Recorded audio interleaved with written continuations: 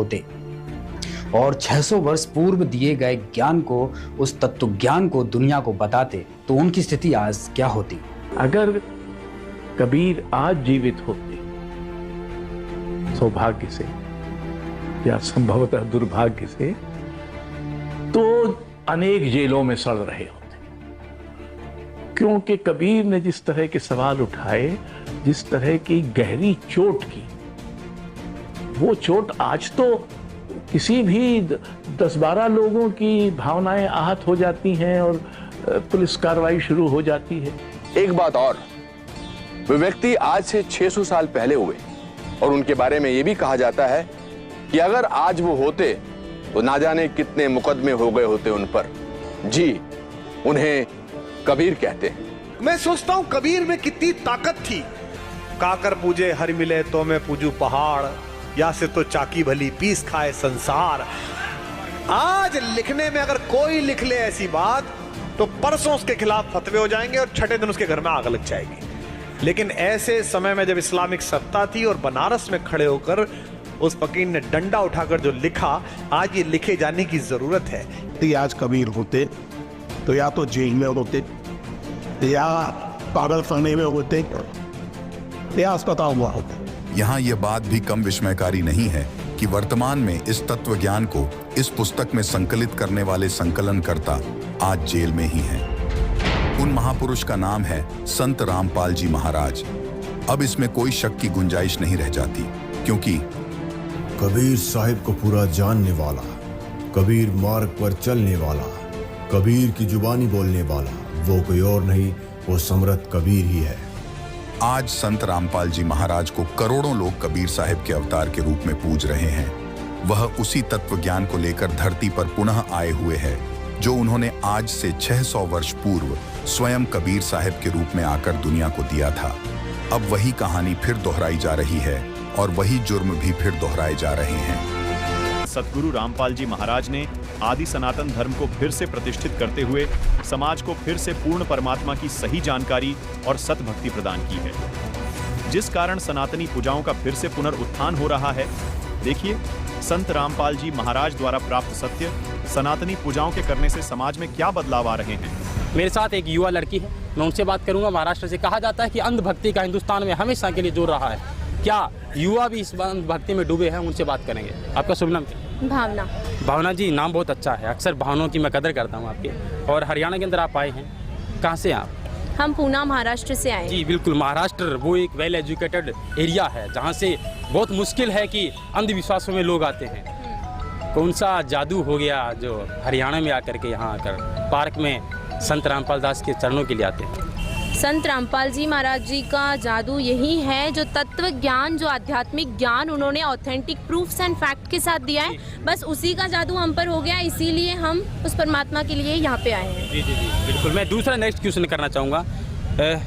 मैं 5 साल पहले जाना चाहूँगा। आपके गुरु है, आध्यात्मिक गुरु है और भारतीय के धार्मिक गुरुओं का देश रहा है। हर एक अनुयायियों की भावनाओं को समझते उनकी कदर करना चाहिए। लेकिन अन्य जो गुरु है वो जेल के अंदर है, कैसे डिफाइंड करेंगे, उस मंत्र कैसे प्रभावित करेंगे? बिल्कुल, अगर आप अन्य धर्म गुरु और संत रामपाल जी महाराज जी के अंदर डिफरेंस ही करना चाहते हैं तो बाकी का जो भी है सब कुछ साइड में रख के सिंपली आप उनका सत्संग का ऑडियो क्लिप देख लीजिए, वीडियो क्लिप देख लीजिए। और बाकी जितने संत या फिर धर्म गुरु जो कोई भी आज जेल के कारागार के पीछे है, सब लोग जेल के पीछे ही है, लेकिन जो रीजंस हैं वो सारे अलग अलग हैं। और इन संत रामपाल जी महाराज जी और बाकी संतों में अगर आपको डिफरेंस करना है, सिंपली एक ही काम कीजिए कि आप उनके सत्संग के वीडियो क्लिप्स देख लीजिए। उसमें आपको खुद ब खुद डिफरेंस मिल जाएगा कि जितने भी धर्म गुरु आज हमारे भारतवर्ष में हैं, सब लोग यही काम कर रहे हैं कि अपना अपना एक इष्ट बता रहे हैं। संत रामपाल जी महाराज जी एकमात्र ऐसे संत हैं जो मुसलमानों के कुरान को भी खोल के बता रहे हैं,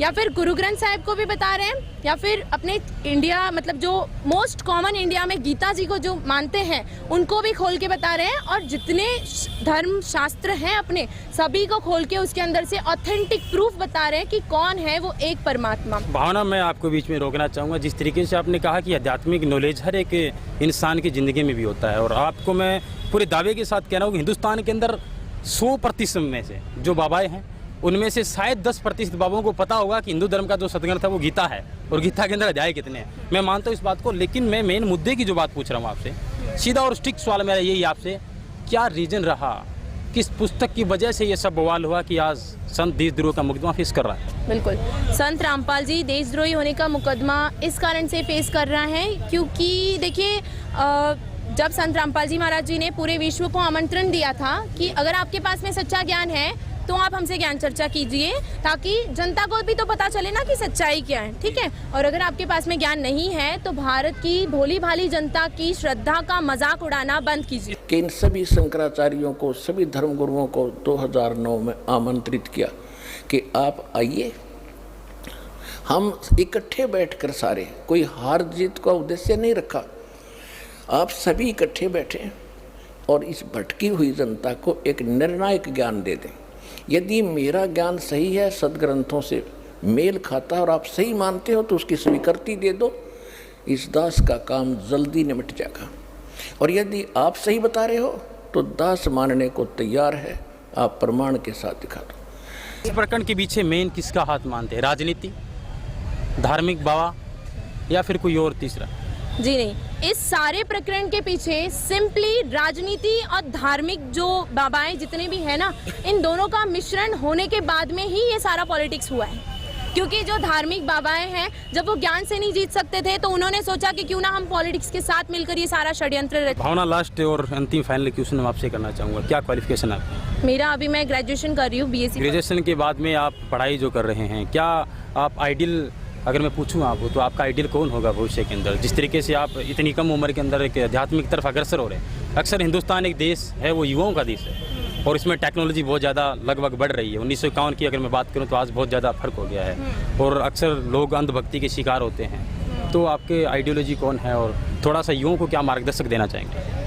देखिए, जैसे कि टेक्नोलॉजी बहुत बढ़ रही है माना, लेकिन कहीं ना कहीं ये साइंस एंड टेक्नोलॉजी भी उस परमात्मा की ही देन है, क्योंकि जिसने संसार को बनाया उसी ने सब कुछ किया है, ठीक है। ये जो साइंटिस्ट वगैरह जिनको हम देखते हैं सिर्फ एक आधार है कि इन्होंने ये चीज़ क्रिएट की है, लेकिन कहीं ना कहीं ये टेक्नोलॉजी भी उस परमात्मा की ही देन है। और जहाँ पे साइंस एंड टेक्नोलॉजी खत्म होती है वहीं पे अध्यात्म शुरू हो जाता है। ये बहुत अच्छा जवाब दिया आपने। देखिए, कहीं ना कहीं भगवान अगर ये ऐसी कोई चीज़ें बताते हैं तो वो इन शॉर्टली आपको यही गाइड करना चाहते हैं कि देखिए, इंसान थोड़ी सी सफलता पाके ये सोच लेता है कि नहीं, मैंने बहुत कुछ पा लिया या फिर मैं सब कुछ कर सकता हूँ, लेकिन ऐसी जो चीज़ें होती है ना, इससे वो परमात्मा एक ही चीज़ बताना चाहता है कि नहीं बच्चों, आप सब कुछ नहीं कर सकते। कहीं ना कहीं वो समृद्ध जब तक आपके साथ ना होना तब तक आप कुछ नहीं पा सकते। भावना, लास्ट क्वेश्चन आपसे करना चाहूँगा, उम्मीद है कम बैक करेंगे संत रामपाल?